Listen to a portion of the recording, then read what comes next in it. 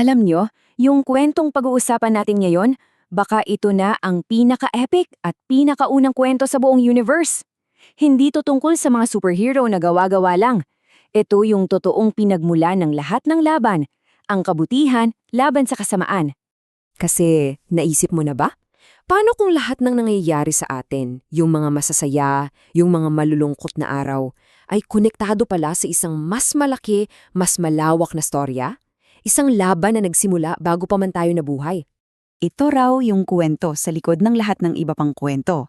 Kaya tara na, alamin natin kung paano nga ba ito nagsimula sa pinakaumpisa. At dito pa lang sa simula, may twist na agad. Akala mo siguro magsisimula to sa isang madilim at nakakatakot na lugar, no? Hindi. Nagsimula ang lahat sa isang lugar na perpekto.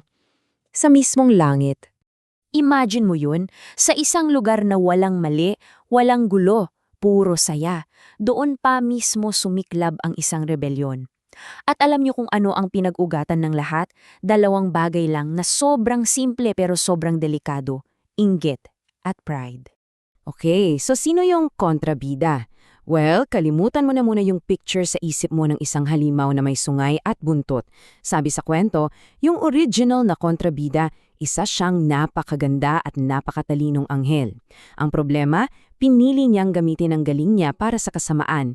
Ang pinaka-weapon niya, hindi apoy o espada, kundi panlinlang. At dito na talaga nagkaroon ng linya sa buhangin. Dalawang magkaibang kaharian. Sa isang side, yung gobyerno ng Diyos, lahat tungkol sa pag-ibig, katotohanan at kalayaan.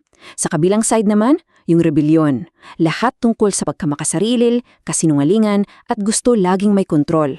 Dito talaga umiikot ang buong laban, di ba? So natalo siya sa langit, di ba? Akala mo, tapos na? Hindi pa pala. Dahil dinala niya yung gulo, dito mismo sa mundo natin. Teka, siguro iniisip mo rin to, no? Bakit hindi niya lang siya pinigilan agad ng Diyos? Kung alam naman niyang pagkakagulo, bakit niya hinayaan? At dyan papasok yung isang napakahalagang idea. Free will o malayang pagpili. Ganito kasi yan, ayon sa kwento. Ayaw ng Diyos ng mga robot. Ayaw niya ng mga alagad na sunod lang ng sunod dahil yun ang program nila. Ang gusto niya, mga tunay na kaibigan. At ang tunay na pag-ibig, hindi pwedeng pilitin. Kailangan may choice ka. So, nung nandito na sa Earth yung laban, ano ang naging game plan ng kalaban? Hindi suntukan o gyera. Ang pinakamalakas niyang sandata? Panlilin lang. Deception. At yung strategy niya parang may 3 steps lang, napakasimple pero sobrang effective. Una, sisirain niya yung tingin mo sa Diyos. Ipapakita niya na parang ang unfair at hindi ka mahal ng Diyos. Pangalawa, uudukin kanyang magrebelde. Sasabihin niya na yung mga rules, pabigat lang yan. At pangatlo, ito yung pinaka-classic. Haluan niya ng konting totoo yung kasinungalingan niya para malito ka at maniwala. At may perfect example tayo niyan. Yung sa kwento ng Ehipto, di ba? Nung sinabi ng paraon na, "Sino si Jehovah? Di ko siya kilala." Hindi yan dahil hindi niya alam. Isa yung statement of defiance. Direktang paghamon na resulta mismo ng ganung klaseng panlilinlang. Pero syempre, sa bawat move ng kalaban, may counter-move ang Diyos. Sa Ehipto pa lang, pinakita na niya kung sino siya talaga. Ginamit niya si Jose para magligtas sa taggutom. Ipinakita niya ang kapangyarihan niya kay Moises. At yung mga batas na binigay niya, hindi pa bigat, kundi para protektahan sila. Bawat galaw niya, pinapakita niya yung totoo niyang character.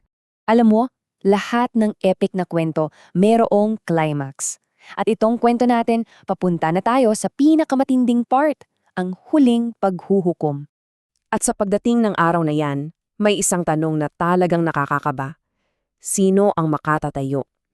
Isang tanong na nagpapaalala sa atin na darating at darating ang araw ng pagtuos. At yung description ng araw na yun, grabe, parang isang malakas na lindol sa buong universe. Yung mga bagay na akala natin permanente at matatag, tulad ng mga bundok at isla, biglang magagalaw.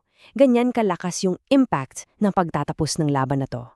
Pero, eto yung aabangan mo. Kahit na yung buong mundo parang guguho, may isang pangako ng kaligtasan. May isang boses na nagsasabing, Yung kabutihan ko, hinding-hindi mawawala sa'yo. So, ibig sabihin, sa parehong araw na yon, may dalawang magkaibang mararanasan ng mga tao. So, pagkatapos ng lahat ng gulo, lahat ng laban, ano ang ending? Isang final, absolute na tagumpay. Pero hindi tagumpay ng dahas, kundi tagumpay ng pag-ibig. At sobrang linaw ng kalalabasan para sa dalawang panig. Sa side ng rebellion, ang ending, pagkawasak. Sabi nga, ang kabayaran ng kasalanan ay kamatayan. Game over. Pero sa side ng katapatan, hindi yun ang ending. Ang matatanggap nila, isang regalo, buhay na walang hanggan. Hindi to katapusan, kundi isang bagong-bagong simula. At anong itsura ng bagong simula na yan? Isipin mo, isang mundo na binuo ulit, pero this time, perfect na. Lahat ng nasira ng kasalanan, aayusin.